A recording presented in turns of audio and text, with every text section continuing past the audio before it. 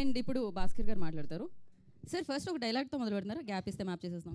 అంటే మేము అక్కడ వెనకాల నుంచి డైలాగులు చెప్పేస్తున్నాం తెలుసు, అసలు మామూలుగా లేదు. నేను లక్ష్మి అయితే ఒక ఇక్కడ ఉన్న వాళ్ళు జరగండి మా క్యాప్చర్ చేయాలి వాళ్ళు. రెడీ. Yeah, sir. అందరికీ నమస్కారం అండి. 10th అయితే థియేటర్లో మ్యాప్ వేస్తాడు సిద్ధు, నో డౌట్.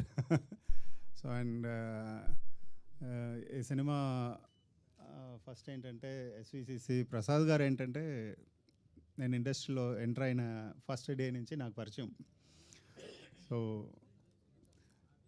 ఓ లాంగ్ జర్నీ ఆయనతో, లైక్ ఒక టెడీ బేర్ లాగా మేము ఎప్పుడు హక్ చేసుకుంటూ ఉంటాం. చాలా ఒక ఫ్రెండ్లీ ప్రొడ్యూసర్. అండ్ బాపీ నాకు చాలా క్లోజ్ ఫ్రెండ్.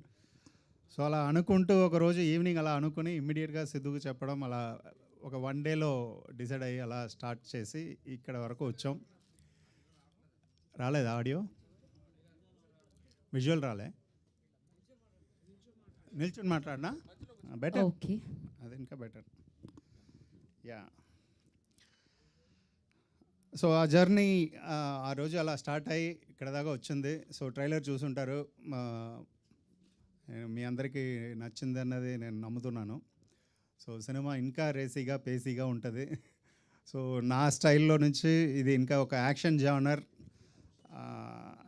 జానర్ అనేది ట్రై చేయడం. అందులో ఏంటంటే సిద్ధు ఆఫ్టర్ టిల్లు తను ఒక కొత్త జానర్ తనకి. సో నా స్టైల్లో ఉన్న cinema, at the same time Siddhu entertainment అనేది ఫుల్ త్రూ అవుట్ అసలు మీకు నచ్చుతుంది, అది నేను బిలీవ్ చేస్తున్నాను.